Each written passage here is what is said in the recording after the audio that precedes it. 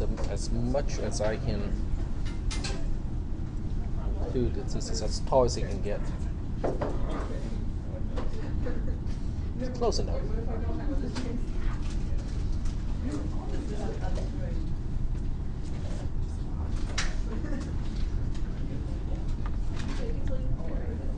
All right, well, the recorder is on and it is time, so I'm going to get started. All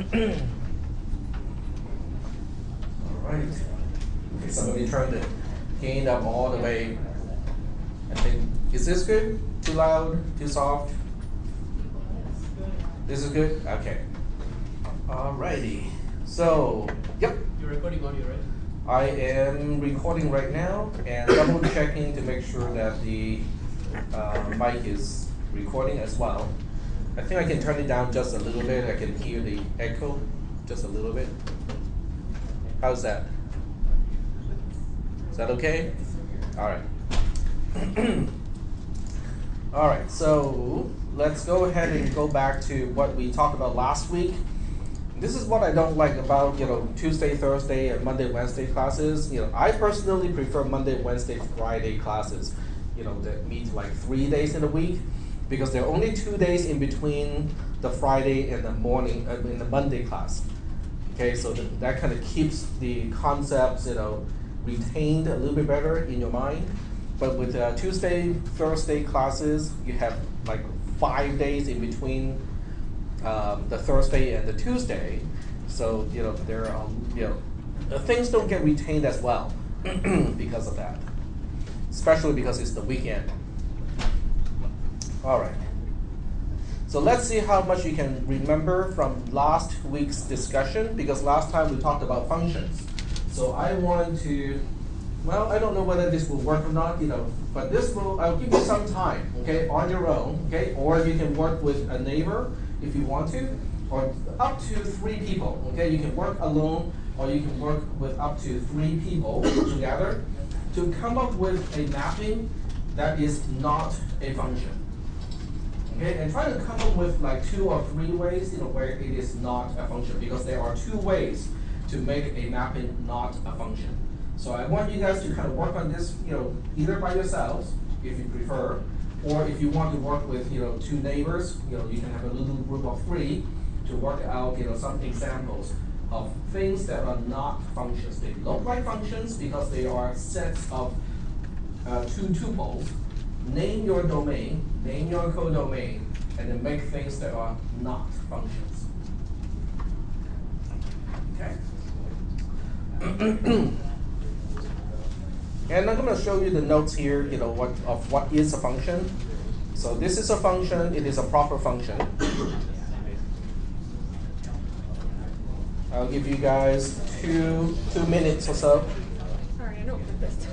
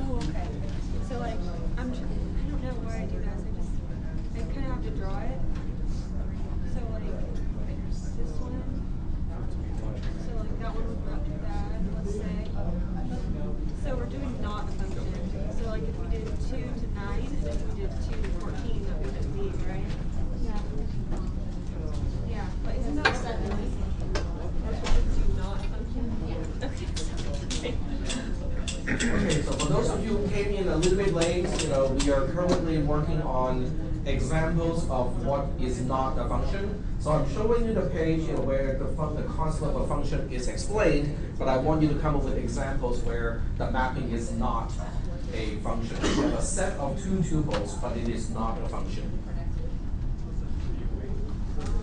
So you have to remember what makes a function, which is mostly this part here.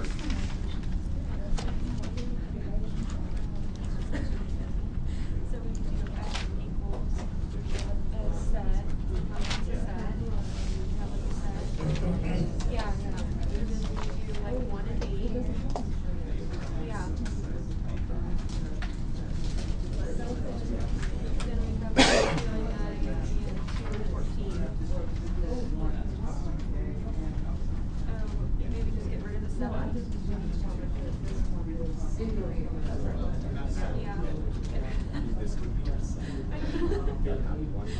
don't know how we would put that, and because like the domain has to be all in here, so this is not because these two are repeating. Okay, so what's the other one that's not exists? What page is that? It's in Moodle. It's Introduction to Functions. Like 7.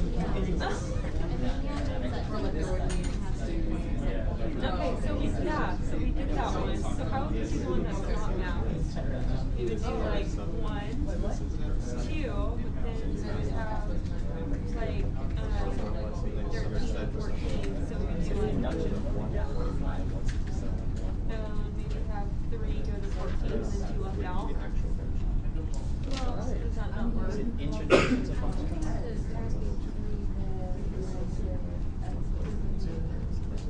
Okay, I can see most of the discussions are done. So we'll go ahead and, I'm going to give you guys some examples. Just want to emphasize 2 things because I did not talk about the syllabus. Right here it says, what not to do in the classroom. So it says no food, drinks, phones, or kids. So, I'm not too concerned about the kids part. I don't see any. But if you're, so if you need to eat, I understand, but don't do it inside the classroom. Okay, that's all I'm asking. If you're drinking, plain water is okay. I have my own bottle, of plain water. But if it's not just plain water, you can do it outside and then come back in. That's okay with me. Or do it before or after class. Okay. All right. So getting back to what is not a function. So what is not a function is our mapping where this particular rule is not followed. Okay? So that means you have elements in the domain where it does not map to anything in the codomain. Okay? Because in that case, the cardinality of the set that we are concerned about is a 0, okay? Which is not a 1.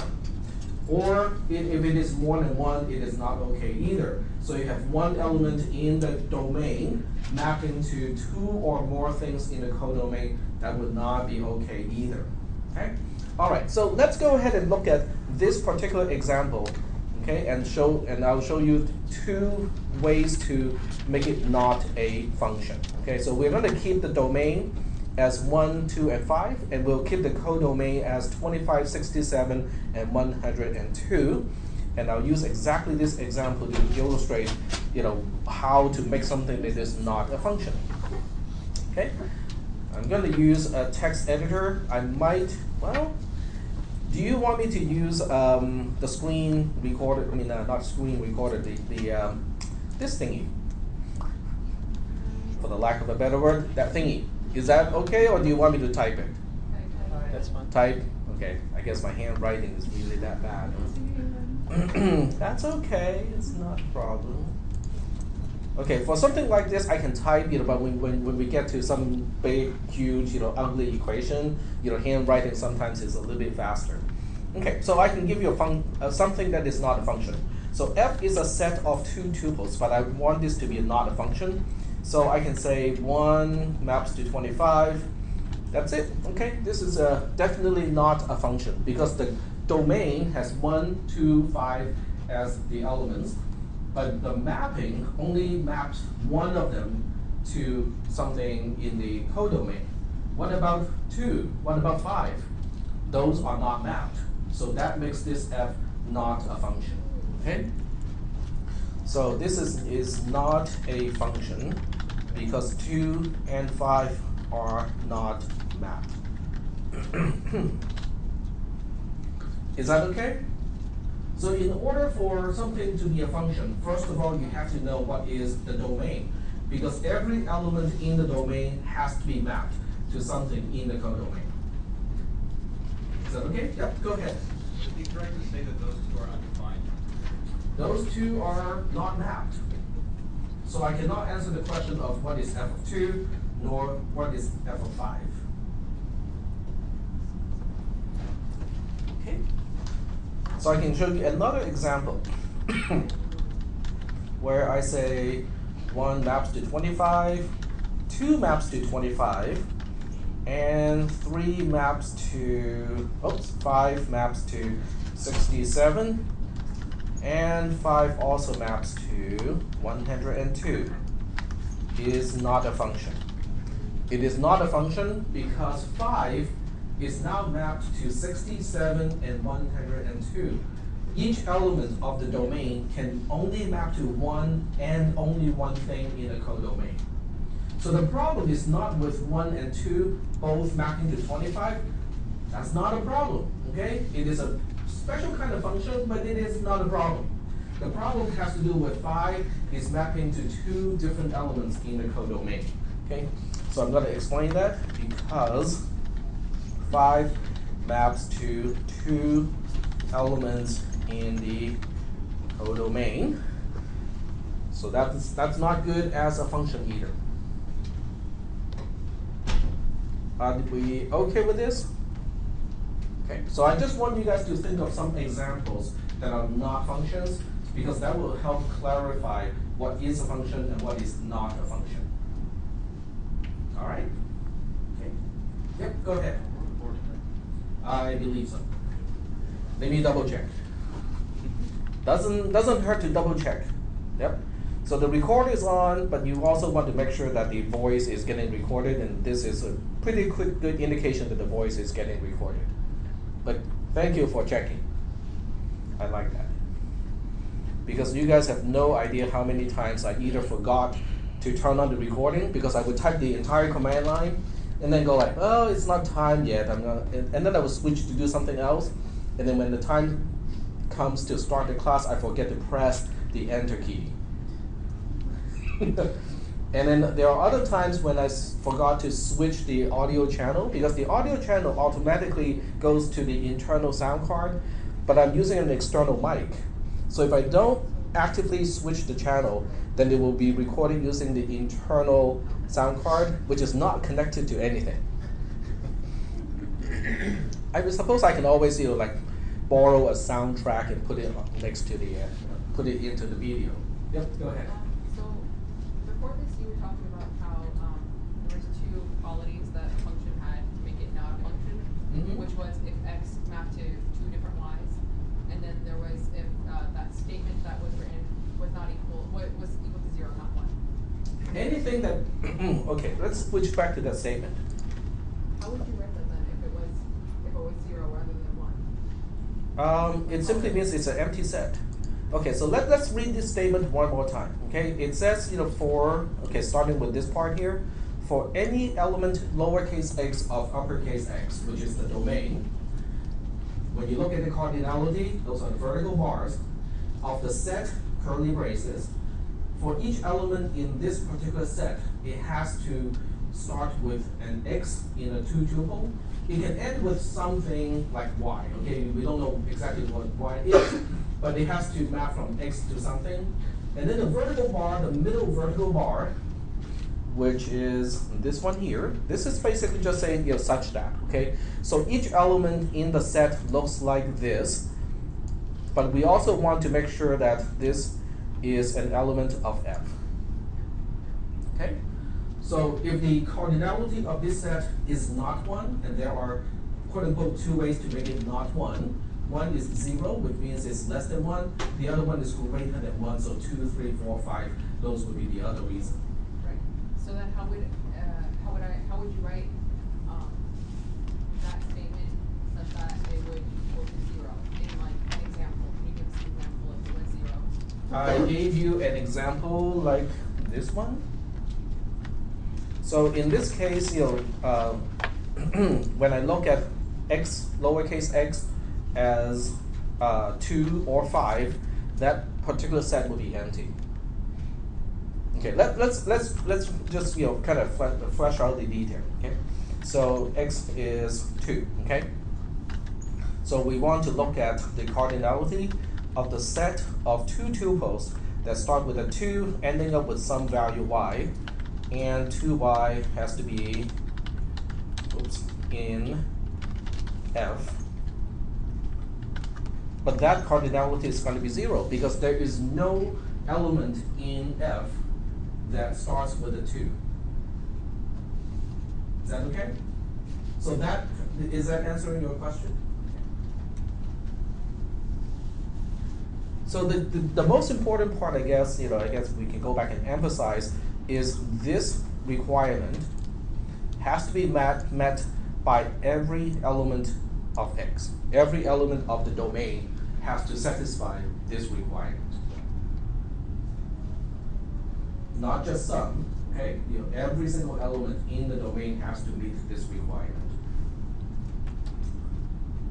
Which is great because this is a good excuse to kind of segue into something that has nothing to do with function, but more to do with notations, okay?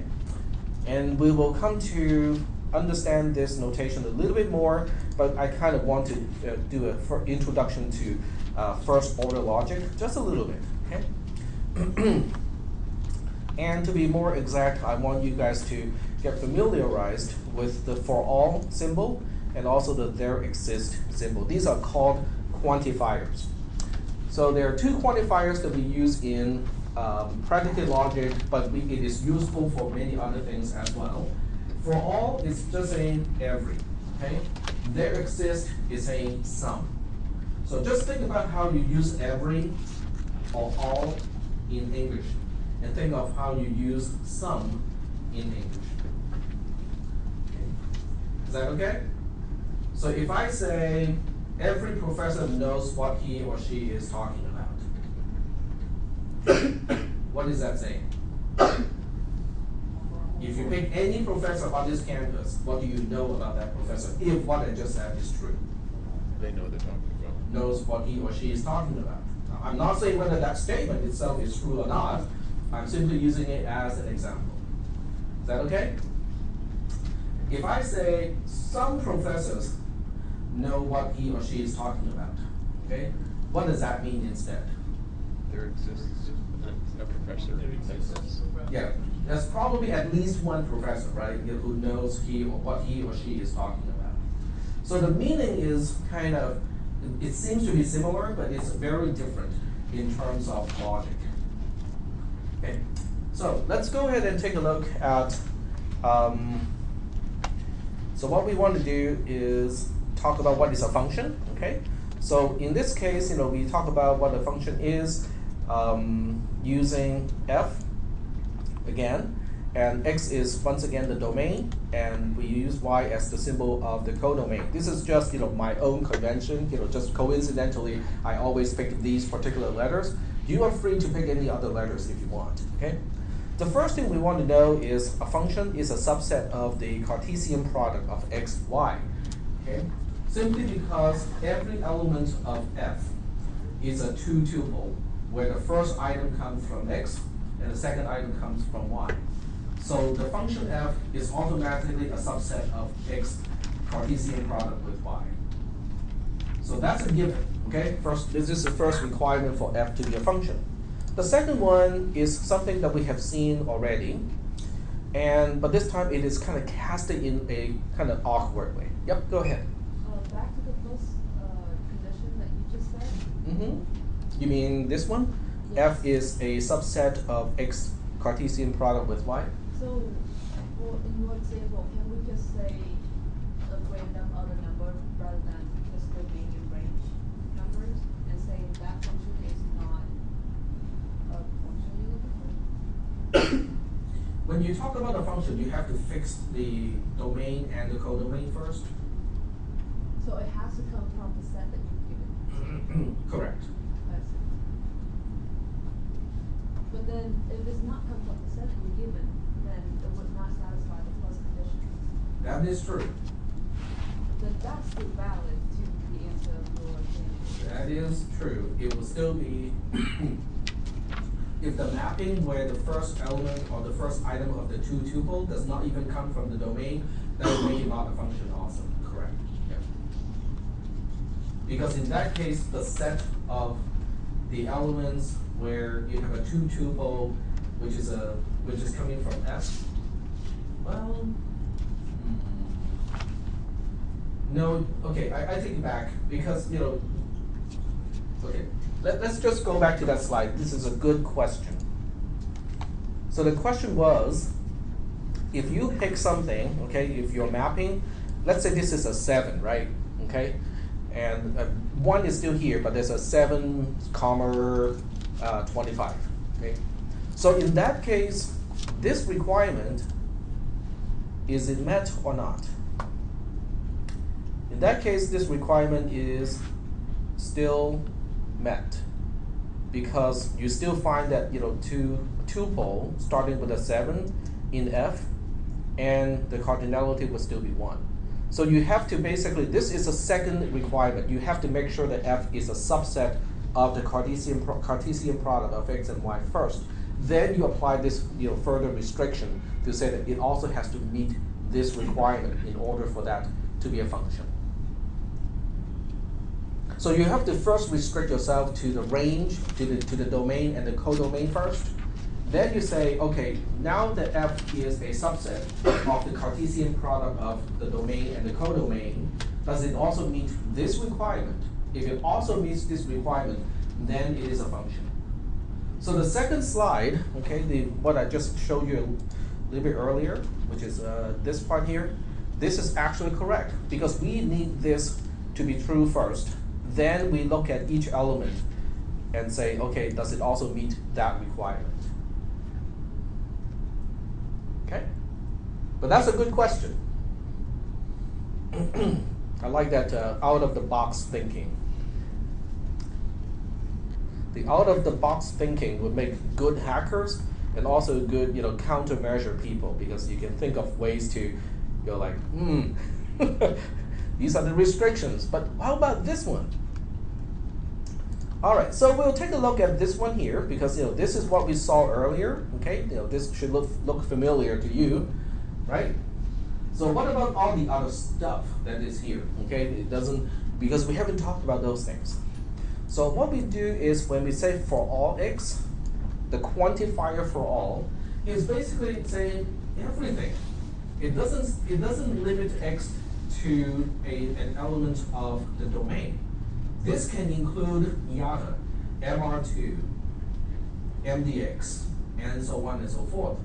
And those are not even part of the domain. Okay? So for all x really includes everything. Okay, we're considering everything in the world. But that's okay, because all we really want is for this entire statement to be true all the time. And we want this statement to be true all the time. So the first thing we do is to say, you know what, if x is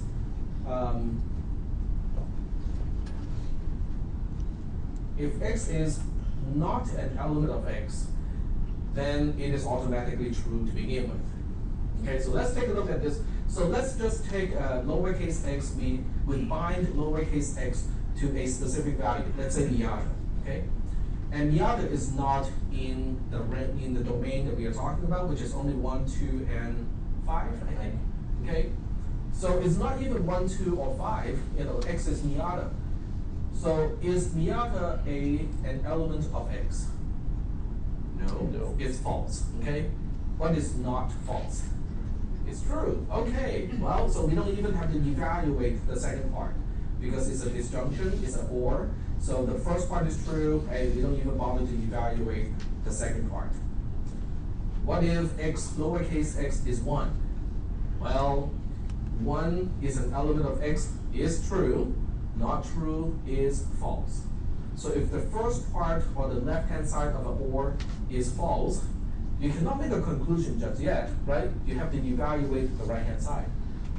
So that will force me, when lowercase x is 1, 2, or 5, that will force me to evaluate this side here and say, okay, I guess there's no shortcut out of this one, so we better evaluate this side and make sure that that particular element, 1, 2, or 5, is mapped to exactly one thing in the codomain. Yep. So when you take example of yada, it wouldn't satisfy the first condition. It meets the first requirement, because the first requirement is saying not x is an element of x. I mean the first one. The first one? The f is a subset of x. That's true. It will not meet that requirement either. No.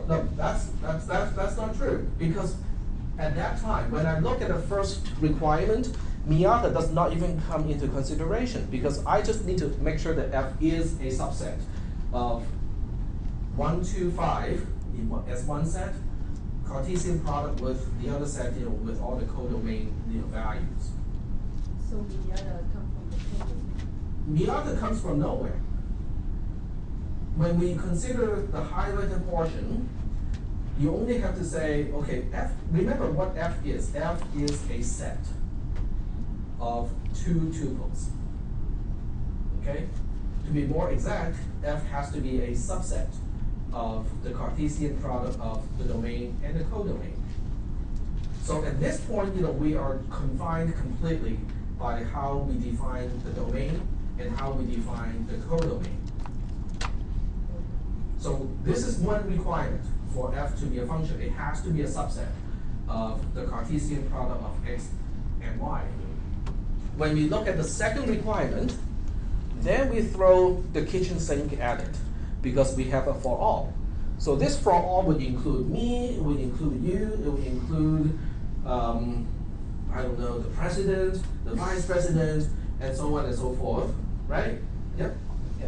So can things that aren't numbers be part of functions? Like, could you use the cars you like example and turn it into a function that would fit these requirements? You can always, you can always define the range, your domain, to be anything you want. Okay. A function in this class is not a function in a math class where the domain has to be numbers. Okay, it doesn't have to be. Okay, it can be any type of element. It doesn't really matter. As long as it is discrete, it is okay. As long as it's countable, it is okay. Okay. So in this case, when I say for all x, I'm including, what if lowercase x is tech? Yeah. What if the lowercase x is Professor Fox? Okay, and so on. But for every x, the following has to be true. Okay? No matter what I choose to be lowercase x, this part has to be true. Okay? So what if I'm picking something that's unreasonable? Well, if I pick anything that is unreasonable, this will basically make the entire statement true anyway. So I'm not concerned about, what if you pick that lowercase x to be tech, and tech is not in the domain? It's not a problem because the left-hand side of the disjunction will make the disjunction true anyway. Yeah. So the only time we're concerned about the right-hand side of the disjunction is when the left-hand side of the disjunction is false. How do you make that false, the highlighted portion? An element of x. When x really is an element of the domain, right? Well, but that's the time when it really does matter. So that's why we use this construct here. This is also implies, in case you, for those of you who did not remember, this is implication. It's basically saying x is an element of x implies this is true. But I chose to break it down into the not and the or, just so that you can see the more elemental form of implication. Is that okay? All right, cool.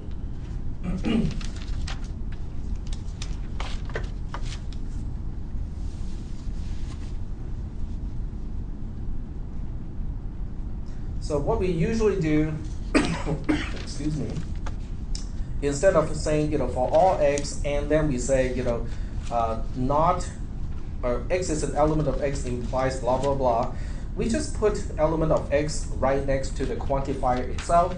So this implies, for all x that are elements of the domain, the following has to be true. Because, the other form is much longer, it's a little bit cumbersome, and not necessarily so. So we just make it a little shorter and just say that for all elements x of the domain, the following has to be true. So it's a shorthand, but it does make sense in a lot of situations in this particular class. All right, yep, go ahead. Is it important that the first such that symbol is inside the parentheses, or does that just not matter at all? Which one? The right after the uppercase X, you have a parenthesis and then such that. I'm just curious if you can put the such that out. But this is not a such that. This is cardinality. Okay. Yeah, so this pairs with this to become the cardinality of a set. This one is such that. Okay. Yeah, vertical bar is definitely overloaded in this case. So how do you distinguish between something like it's how would you distinguish between knowing that it's cardinality and then such that in the middle versus such that and then cardinality for x, y is inside function? Because you have 3 vertical bars that are all identical. I guess you can use pairs because okay, such that only happens when you have mentioned something and then you say, oh, this x, y in parentheses such that something. So when you're looking at it as a delimiter, then it comes in a pair, like open and close parentheses. I'm pretty sure you can think of some really tricky situation where it's ambiguous, especially which side does it associate with. But in most cases, I think it will be pretty clear. All right. Any other questions about quantifiers, the for all quantifier? What about there exists, which looks like a mirrored E? Okay. How do those things relate to each other? Okay, let me give you an example. I think for this, I'm probably better off using this.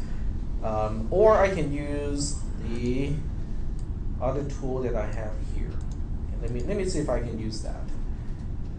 Which is, see, I actually worked on this, Shane. So we'll see whether this works in this class or not. So we'll go ahead and open a new tab. Okay, so this is what it looks like. This is where I enter the equation and it will appear on top. So we'll go ahead and say for all, okay, for all x, and we just say, well, some kind of predicate x. Okay, P of x is just predicate of x that is true. Okay. If I want to convert this into make use of there exists, in addition to there exists, I can also use negation and some other logical operators, possibly. How can we say that? In other words, this is equivalent to, left, right arrow, is equivalent to what on this side. I'm just using parentheses as a placeholder for now, just so that we can think about it, what to put in here. But I want to use there exists without using for all on the other side. You can look at the symbols, depending on your personality. See, remember we talked about personality test. If you are an and person, it means you have intuition, and if you combine N and T, you can process this. Okay. If you didn't take your personality test? Yes, I forgot what it was. You forgot. Then it's almost the same as not taking the test. Okay, but if you're not an NT person, okay, we can still do this. We will do it by example, okay? If I say, every professor knows what he or she is talking about, okay, but I want to change that statement into saying some professor, okay? But I can use negation. I can use not, okay? Or it is not the case. How can we say that? So you can look at X as every professor, okay, and P of X means that professor knows what he or she is talking about. Okay? So how do we use there exists combined with some other logical operators to say exactly the same thing as this? Oh, not there exists X such that is not EX. All right. So let's check it out. Okay? It is not the case that there exists X such that P of X is false. That is exactly the answer. Good job. Okay. I know it's double negation, okay, but it's double negation on top of the there exists. Okay. Think of what we are really saying. It is basically saying it is not the case that some professor does not know what he or she is talking about. So let me switch back to my editor here, okay? So the first one is corresponding to every professor X, okay, knows what X is talking about, okay? That's using the for all quantifier. In order not to use the for all quantifier but meaning exactly the same thing, now I say it is not the case that some Professor X does not know what X is talking about. And the parentheses is really only here to indicate nesting. So it's not in the usual sense of parentheses in English. It is more using the meaning of parentheses in programming. And those of you, if you prefer curly braces, that's okay.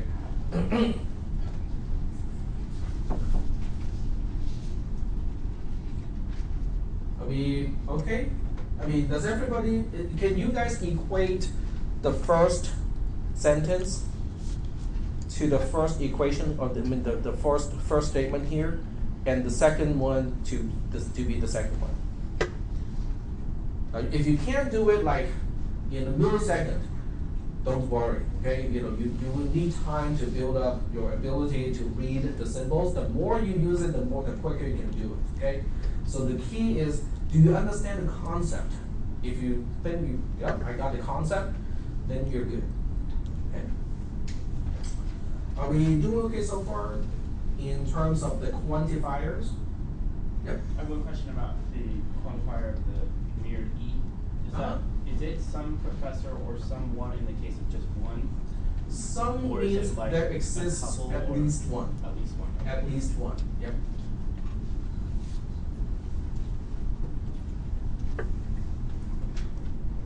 That's a good question.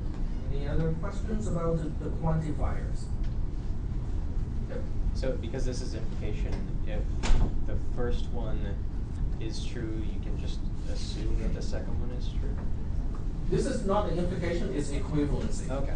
So because we see a double-sided arrow here, it is equivalence, which basically means if this is false, okay, let me highlight this portion here. If this is false, this has to be false as well. If this is true, that has to be true as well. If you know this to be true to begin with, then we know this has to be true. If you know this to be false to begin with, then we also know this has to be false as well. Because they are truly equivalent. So when one is true, the other one has to be true. When one is false, the other one has to be false. Okay. Yep. Read aloud, and then from like left to right, how will it be said for a reader? Okay, so to read it from left to right, it says for all x, p of x is equivalent to not there exists x such that not p of x. Now, if I just spell it out like that, the meaning of the parentheses just completely disappear, which makes it very hard to understand. And that's why in mathematics we have parentheses. There was a question. Really hard to understand. It's like when you explain it. Did you have a question, Aaron? No? Okay. Yep, go ahead. Can a predicate x be an element of p of x? Can X be an element of p of x? x, p... An element of p of x. Oh, p of x can be anything that is true or false that involves x. Okay. Yeah. So x is quote unquote a parameter to the predicate p.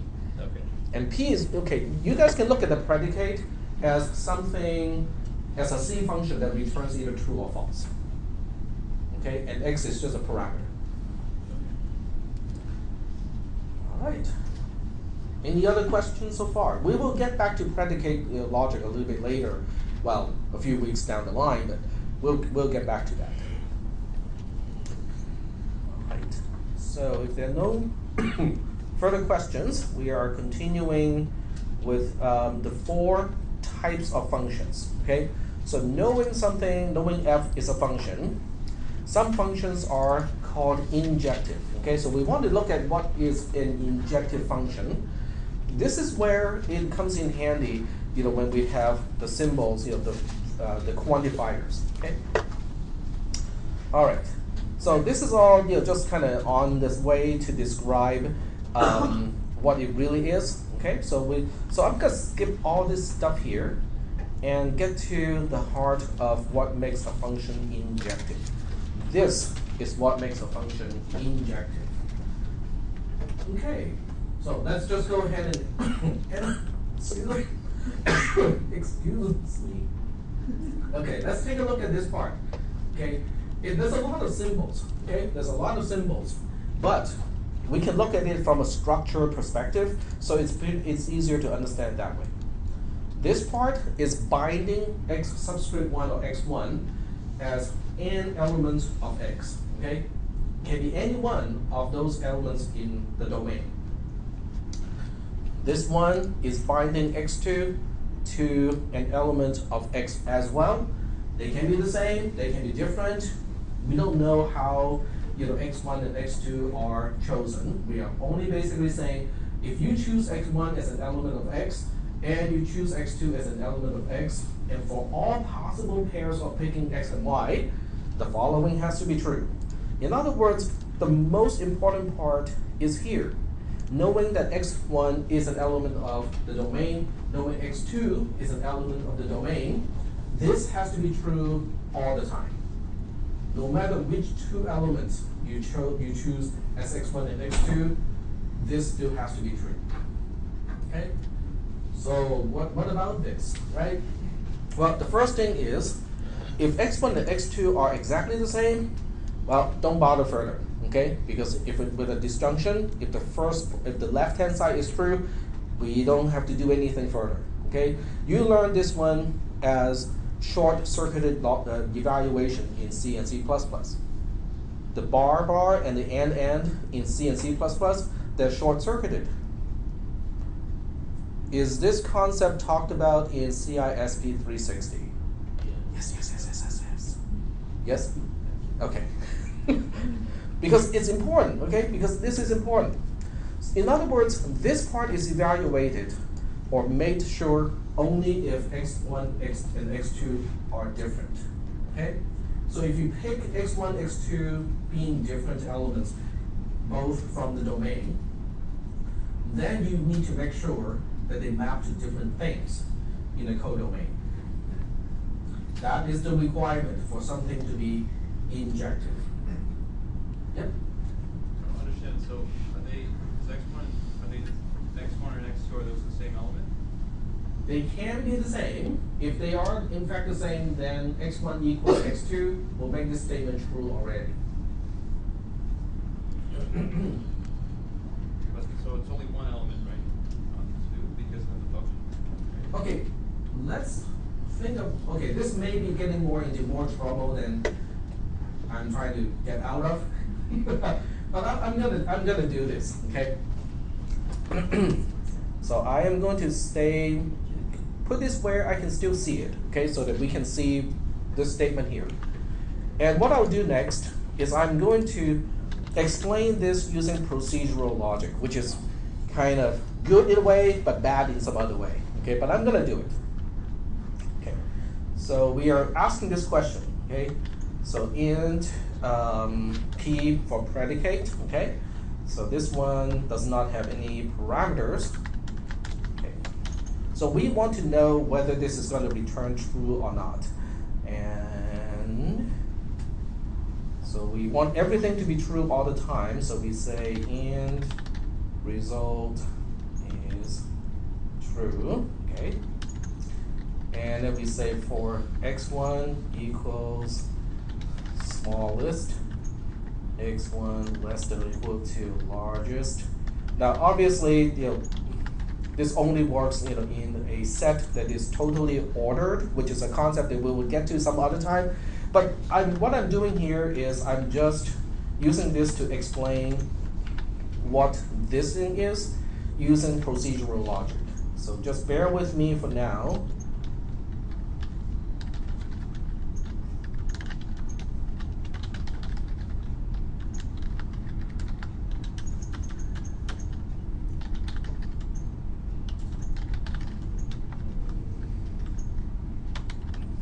Okay, so I'm going to use x1 equals x2, and then there's the OR. F of x1 does not equal to f of x2. And then everything gets to the end, I get to return a result. Okay, so I want result to be true when I get to the return statement. Okay, so is that making it better or worse? It's always true. Why is it always true? It depends on how f is defined, right? So for instance, earlier when you had the 1,25 and the 2,25, that would have been false for this. That would be false for this because x1 equals x2 is false, right? But then f of x1 does not equal to f of x2 is also false. That could be a function that like multiplies it always 0, and then that would be yeah. In order for That would a make function, it- in order for a function to be injective, so in other words, I don't even need to do this. I have to say injective. Okay, that makes it even better, right? Because the name of the function, or better yet, is injective. How about that? Okay, so in order for a function to be injective, now ideally speaking, I want to pass f in as a function too, as a parameter. So I know some of you is gonna hate this, but I'm gonna do it.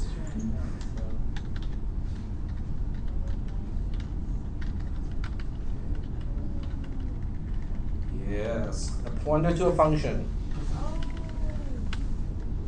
There we go, so now we are parameterizing f as well.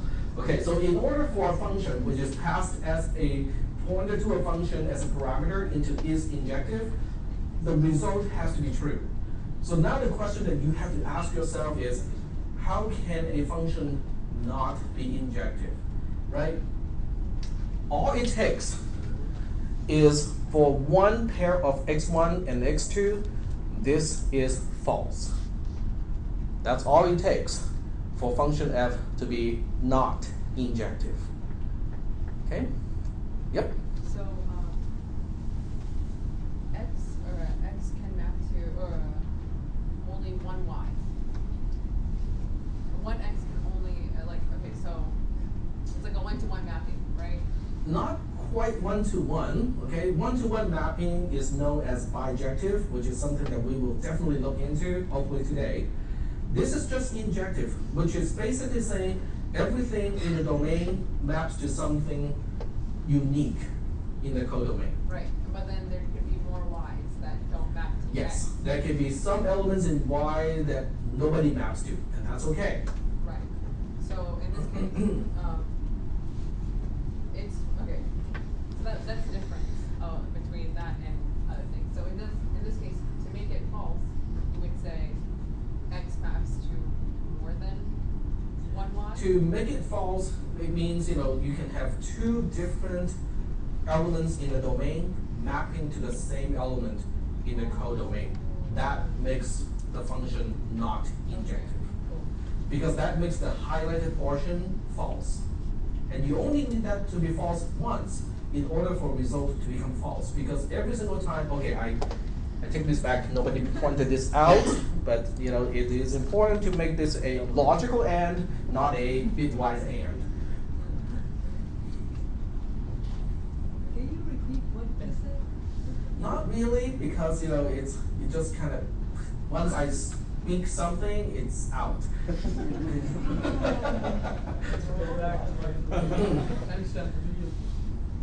We can actually do that. I want to do it at least once in every semester. Yep. It might be easier for designated if you define the function f maybe as I don't know, whatever input minus itself plus 1. That way it'll always result in something. So okay, let's say function f equal I don't know x minus x plus 1. right? So that it's always gonna equal 1. And then you can make x1 be 10 and x2 be 50, and the answer's still gonna be always 1. And that way you can have it not equal each other and but have the functions always be the right answer, which would make it always false. Well, that's a very simple function that is not injective for sure. I mean, just to like, for the logic of the part that you had highlighted, to like Yeah. show a way that you can make it false. Oh, to make this false? Yeah, This like, part? like we're just defining like the function f. Like Yeah, it's right thinking, here, Like, 0. well, yeah, that is. Because it maps everything that is possible to 0. Yeah. So what if I pick 1 and 3 from the domain? Doesn't matter. It maps to 0. Well, all it takes, okay, let's see why that will make the statement false. Does 1 equal to 3? No, that's false. Even using short circuit evaluation, I have to evaluate the second part, right? So because this is really 0, and this is really 0, right?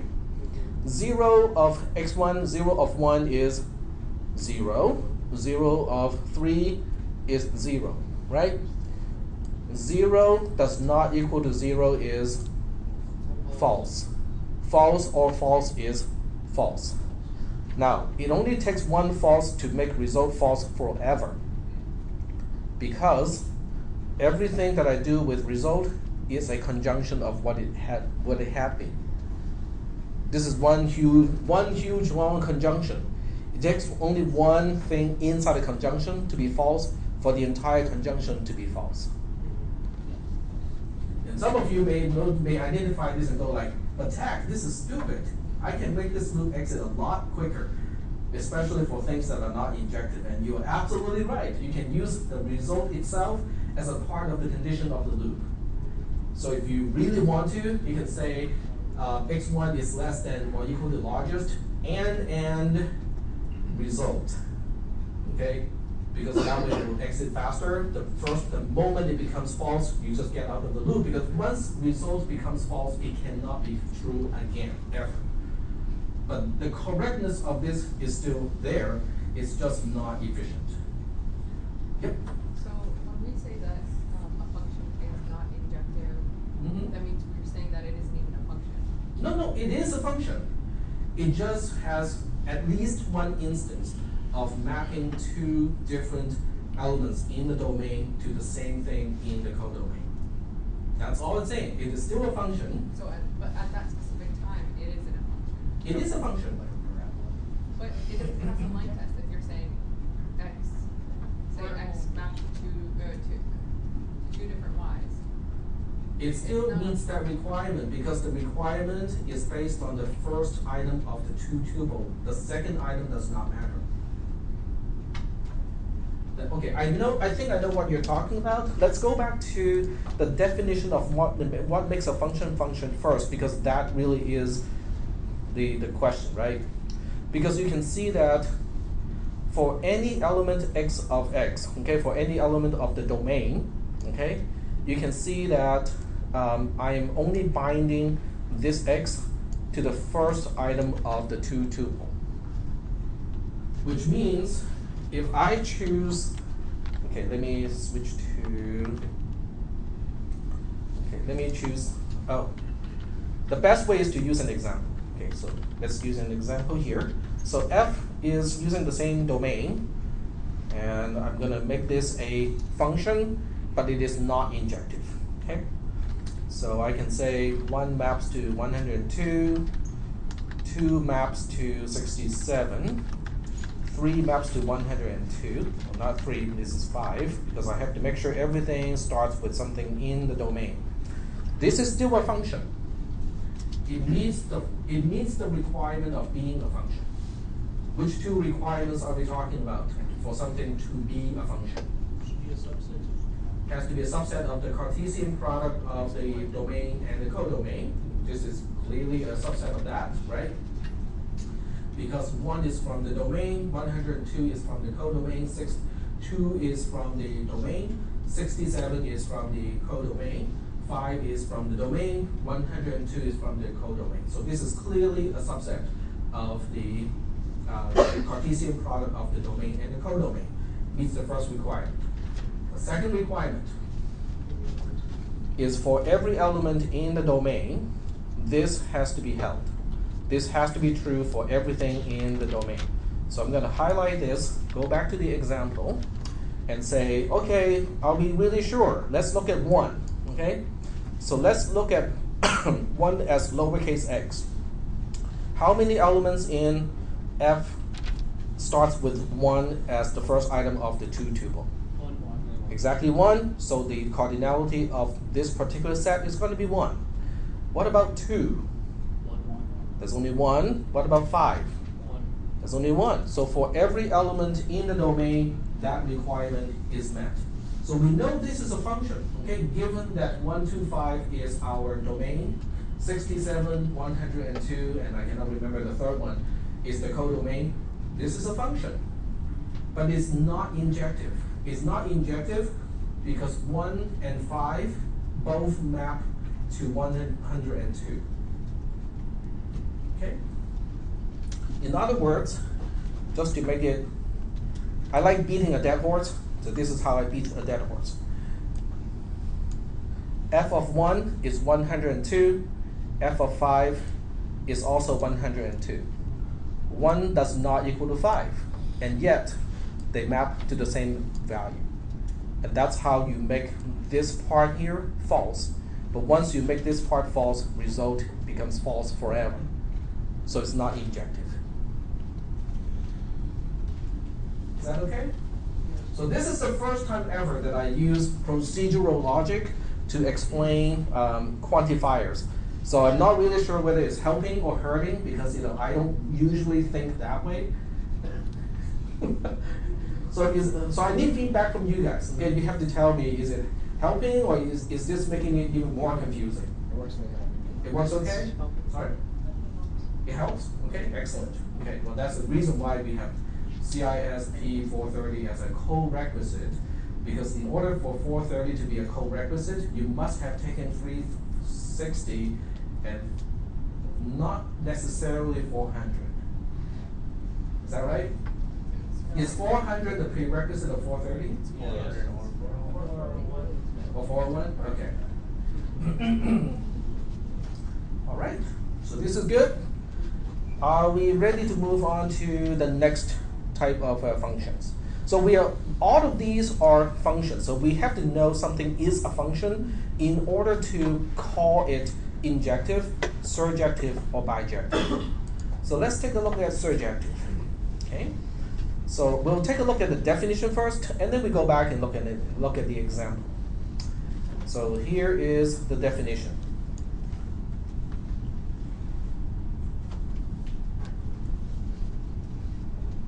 For all y in Y, so this time we are focusing on the codomain.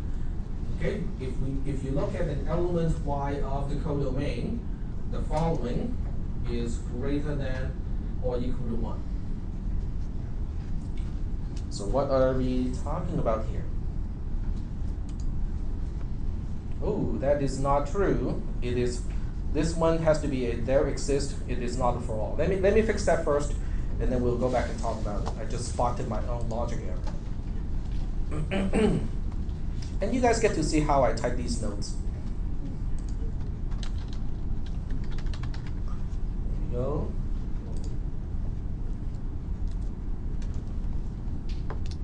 There we go. Okay, so in order for something to be surjective, this has to be true. Wait.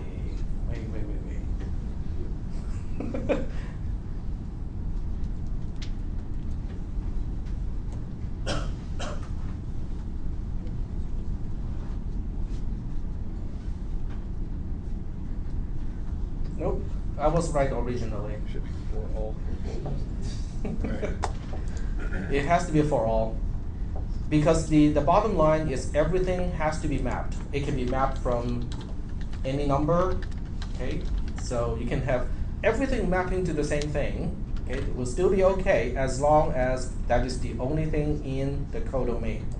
Okay, and I apologize for the confusion, but this is actually correct, okay? So we are now focusing on the codomain. So for every element y in the codomain, this has to be true. So when you look at this part here, it looks exactly the same. Okay, almost exactly the same other than the comparison being greater than or equal to 1. Okay, it's almost the same as the other one. In other words, when you look at the elements or the number of elements with y as the second item of the 2 tuple, the cardinality of that set has to be greater than or equal to 1. Now this is from the perspective of the codomain. So what it really is saying is everything in the codomain is used at least once. Is that okay? All right. So let me check whether you guys know whether this is. So let me give you an example. Yep, go ahead. I'm looking at the notes that you have on the Moodle page, and these they appear to be different. Oh, never mind. Okay. Okay, so let me give you a function. Okay, so I cannot use the example that I had because that one has the same number of elements in the domain and the codomain. So I'm going to reuse, I'm going to have to invent something new. Okay, so I'll call this g. G is a function mapping from 1, 2, 3, 4, 5 to the set of 4 and 5. Okay? So if G is 1 maps to 4, 2 maps to 4, 3 maps to 4, 4 maps to 4, 5 maps to 4, is that injective? Well, first of all, is it a function first? Okay, because remember, we don't say something is injective or surjective unless it is a function. Is this a function? Yes. Because all the first item of the 2 tuples are mapped. Okay, that's good. Okay, is it injective? No. Clearly not injective because everything mapped did exactly the same thing in the codomain. Is it surjective? No, because 5 is not used in the codomain. So this is not injective and it is not surjective. Yep. Why is 5 not used? Like Why is the operation that you use? Like why did you end up using 5? Why did you not use 5? I chose not to use 5 to show you an example that is not injective and it is also not surjective, but it is a function. The arrow pointing to the 4, 5, is that like indicating an operation or something? No, that's how we denote a function. Domain and codomain. So it's just saying what it is, and then you just have a result without saying an operation is a great result? The arrow means, it's just helping you to differentiate what is the domain and what is the codomain. Whatever is to the left is the domain, whatever is to the right is the codomain. And then the G equals is just... That's the actual way of defining it. Yeah. That's the definition of the, not the result. Okay. So this is really saying a G of 1 is 4, G of 2 is 4, G of 3 is 4, and so on. Okay. But we are looking at function, not the usual way anymore. We are looking at functions as a set now. I get it. All right, so how do we turn this into a surjective function? We just have to pick one of them, change it to something mapped to 5, and that's it, right? In fact, as long as we don't change all of them to map to 5, it will still be surjective because 4 and 5 will still be used, both of them. So one way to turn this into a surjective function is to change just one of them, that's minimum, right? But I can change a whole bunch of them as long as one of them still maps to 4, we're still good. Is that okay? How do we make this injective? Make them all map to different numbers. We can't. The cardinality of the domain is greater than the cardinality of the codomain, so there's no way to make a injective function out of it. It's just not possible. You first, and then, yep, go ahead. Cardinality has to be equal or greater, correct? Or it Has to be great.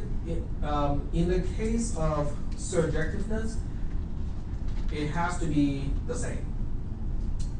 Okay, and in terms of injective? In terms of injective, it has to be greater, less than or equal to. Okay. That was my question. Okay, all right. Yep, go ahead. Take it. Attendance, rotating, yeah. I keep forgetting. Thank you for the reminder.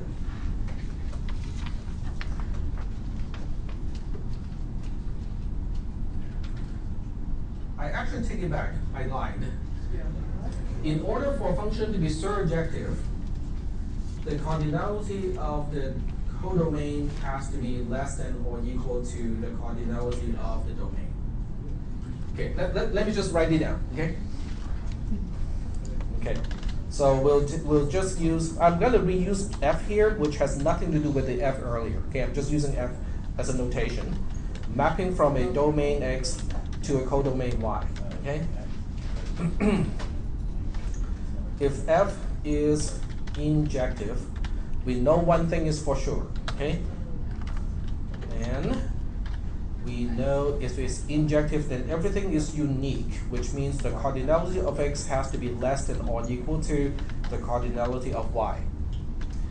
If f is surjective, which means everything in the codomain is used, but there's no guarantee of unique mapping, then the cardinality of x has to be greater than or equal to the cardinality of y.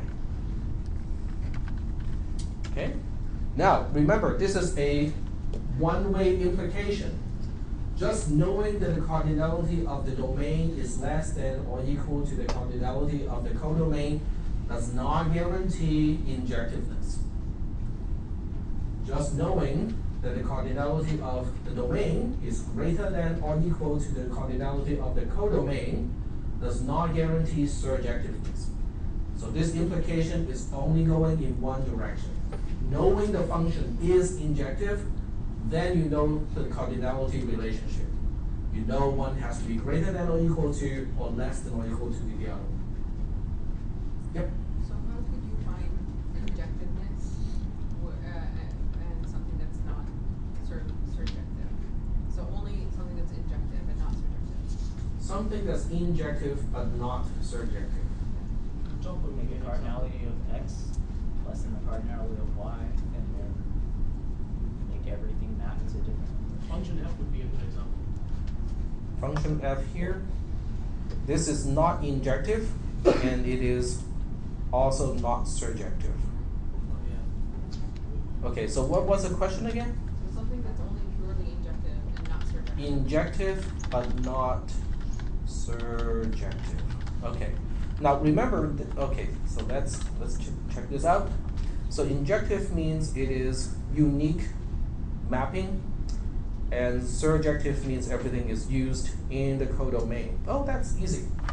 Okay, so I'm gonna reuse f here. So this f is just another function, okay? And this time I can choose to map from 1, 2 to, oh, why not? Okay, and one more, dx. There we go. Okay.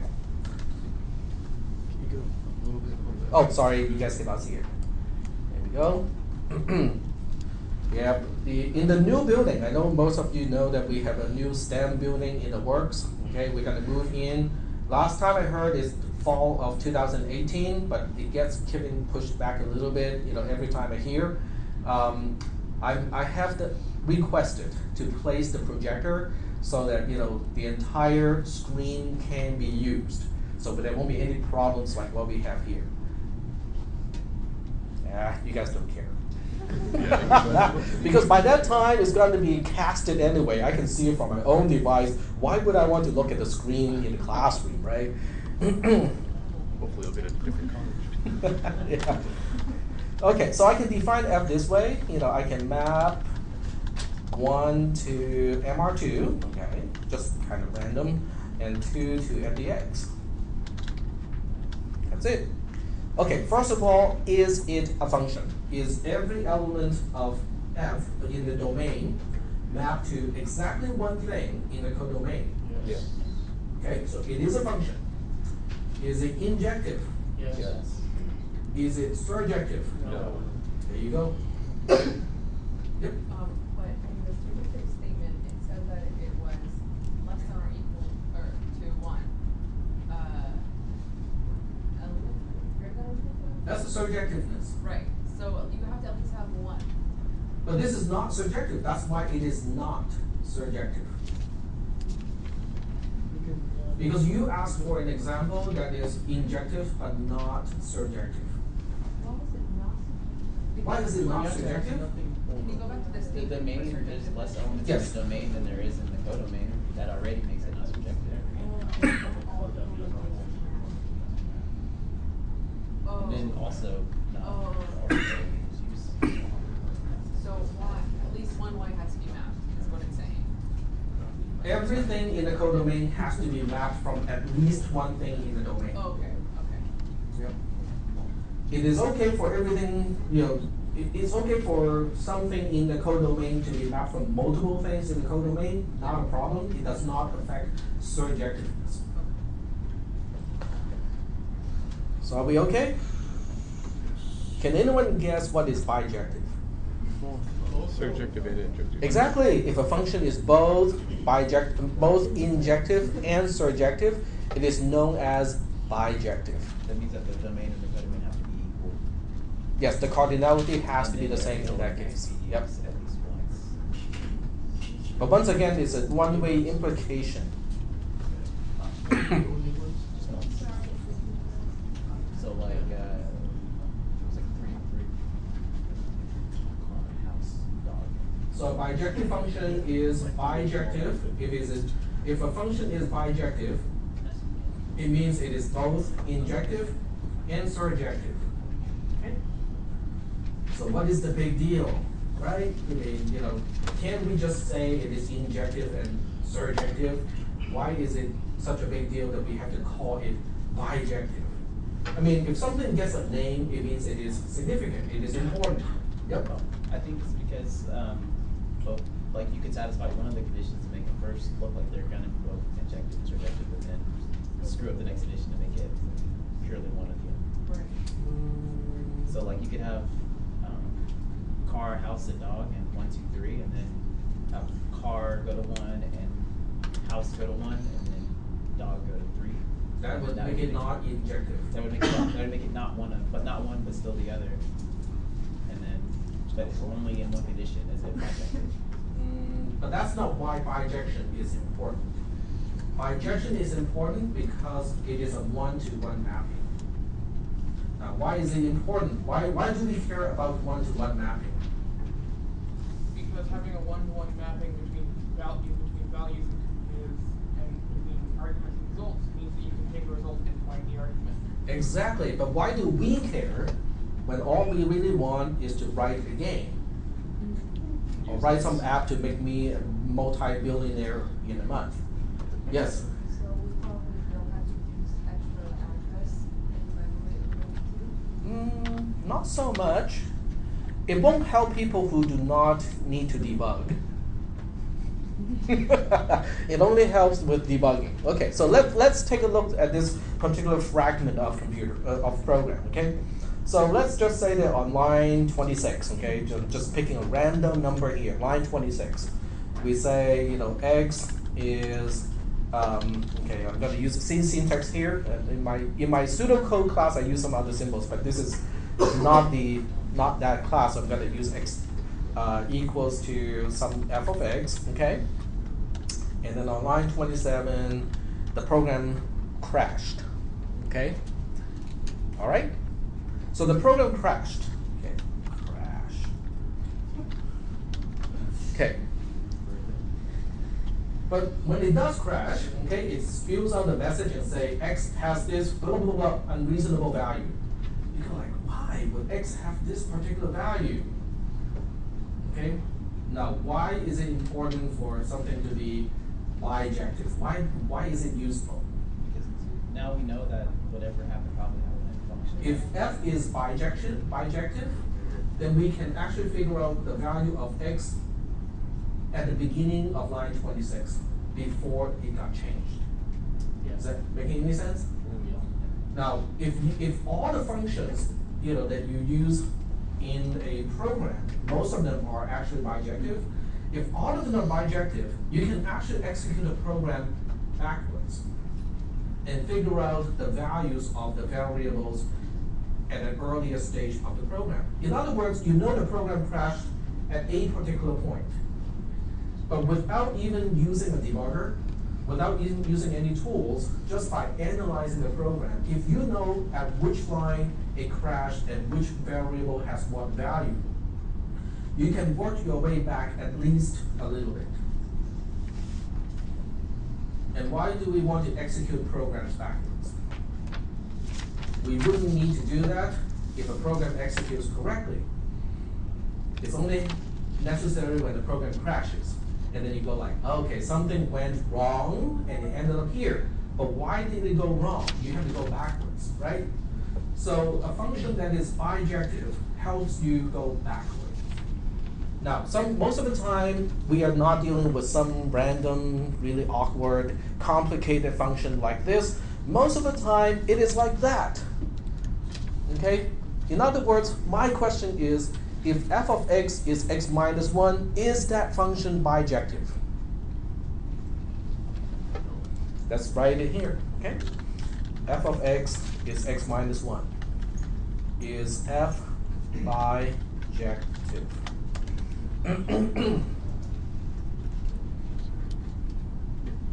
Then we ask those two questions, right?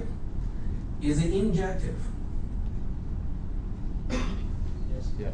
It is injective. Is it surjective? Yes. Yeah. Well, if it is injective and is surjective, it is automatically bijective. If it is bijective, it means there's an inverse function. What is the inverse function of f in this case? I'm going to use f prime because I cannot do a superscript negative one, okay, which is the proper symbol. But in this case, f inversed is x plus 1. It's reversible. So bijection gives you the ability to go either way. You can give me something from the domain. I can tell you where it maps in the codomain. Or you can give me something in the codomain, and I can figure out what maps to this particular thing. Is that okay? So a bijective function is kind of like two functions for the price of one. Because you get to go from the domain to the codomain, but if you choose to flip it and look at it the other way around, you can look at the codomain as the domain and the domain as the codomain, and that inverse mapping is guaranteed to be bijective as well as a function. So that is really cool. Not all functions are bijective. Okay, I can give you some examples that are not bijective.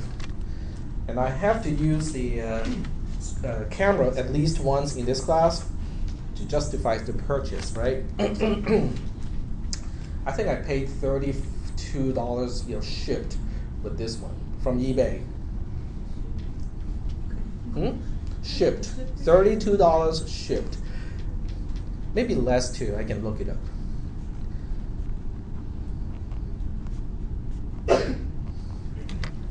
Is that bijective?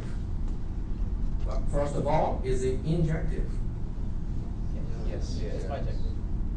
Are you sure it is injective? Oh. It is not Oh, yeah, injective. that's right. Because f of 1 and f of negative 1 have exactly the same result. The squared of a negative value is still positive. Well, if it's not injective, it's not bijective.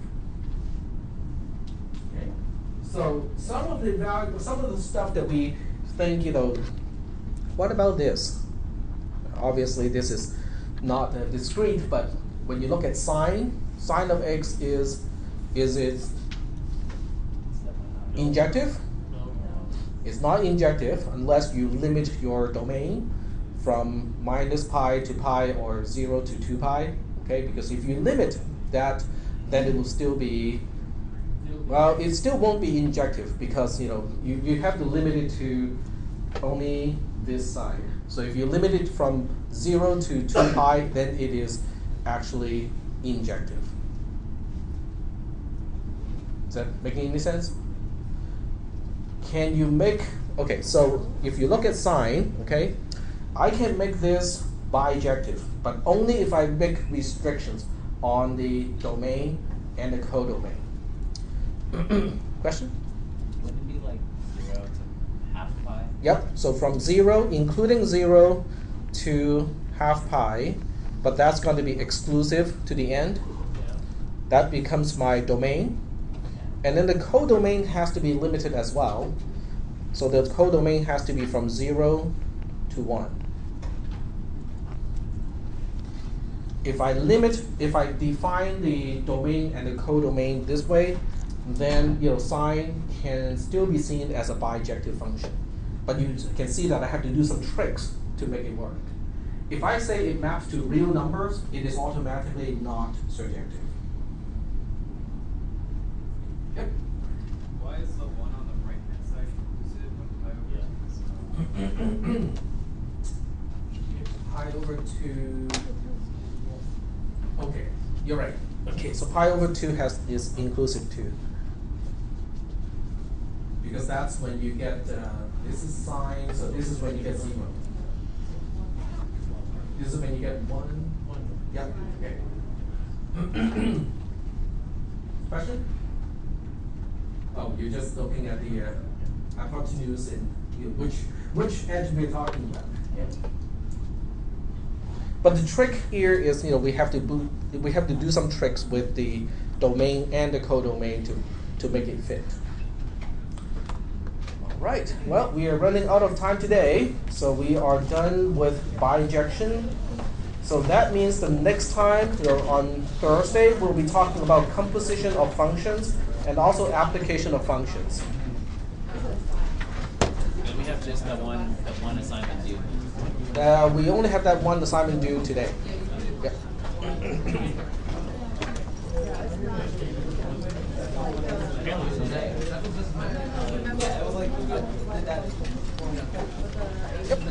Understanding the difference between, I know maybe I'm just confusing myself with this image, but what's the difference between bijective and injective?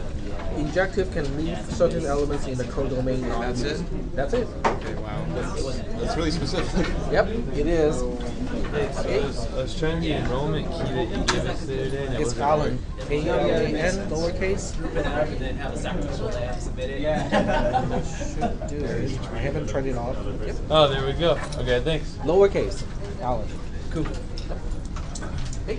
Hi. So for the assignment, I answered it correctly, but in the viewer, it showed something like left arrow down or something, which wasn't included with anything I put in there. Okay. And depending if I where it clicked inside the input box, it would change where left arrow down, like the actual statement left arrow down was in it. I just found that a little odd. Something that I inputted, and it's from Well, I haven't graded it yet, so when I grade it, I'll take a look at it. Okay. Thank you. And sorry for being late today. I didn't just review. Oh, not a problem. I was also infidel, and it took me a half hour just to get to Sunrise. That is bad. A bad time to drive from there to here. I was like, which way would be faster? What avenue is pointers? I see. And I went to Sunrise. And I'm not sure if it was right away. So sorry about that. What happened again? No, it's okay. I understand. So how did they turn out? The interview? Oh, really well. Really well? Yeah, I'm gonna have a phone. The person lives in the Bay Area, so I'm gonna have a phone interview with them tomorrow. Hopefully, Oh, okay. hear about it then. So that's going to be your second interview. So this is your first interview face to face. Just the initial. Initial. Okay. And phone for confirmation whether or not they want me for the position. Oh, Got it. cool. Cross my fingers. Yep. All right. Thank you very much. Yep, no problem.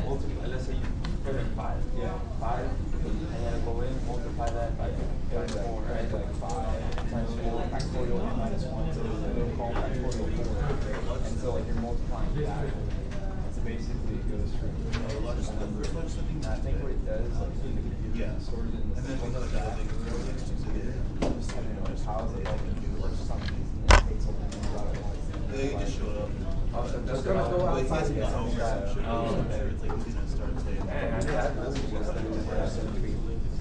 I know it's like a factorial example, but no, I had, maybe you forgot it. I have fun for 3 seconds. Just have it like using various functions for like factorial. Like that's the only thing like on how to use it for factorial. That sounds like I don't even remember that crap. I watched it online. No, you took it the semester before. Yeah, we this thing called tab. So then, clearly the type one, when I went through, yeah, that's how it's the 24th. I think you're like has to start on that. I got it. You know what I said? It's not hard. Sometimes I know like the stuff he didn't know any of that. Where do you work? School is awesome. So like I'm hearing I'm downtown one. I work for one. That's the one. Oh, I see. I don't know. That's the one in downtown. I'm glad. And you have only like these nice spots like Hackney. We all kind of overlap. That's exactly what I was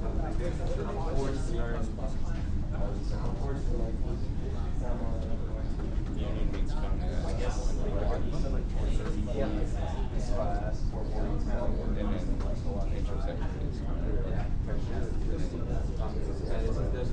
oh, you just think it's like a good ad. I would say that at least it feels like if it's in the right guide,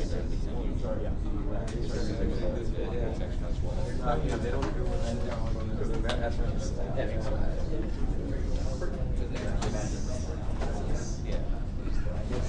Down here, you just make I don't know. Go for retirement or whatever. And less work. I would take that. I mean, I have a lot of every semester. I don't ever answer they're like, hey, all right. No, we recycle those accounts every semester. So, yeah. Okay. So I will have to just remind me to run that script manually at the end of this class. All right, thank you very much.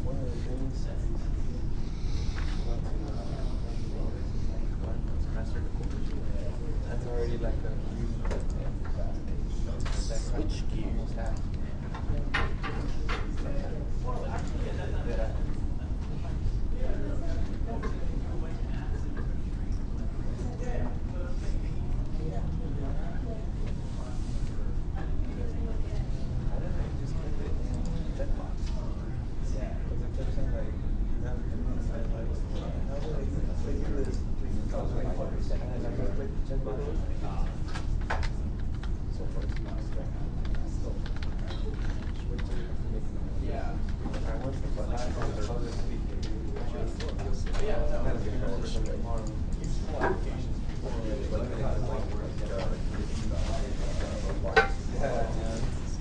That's the one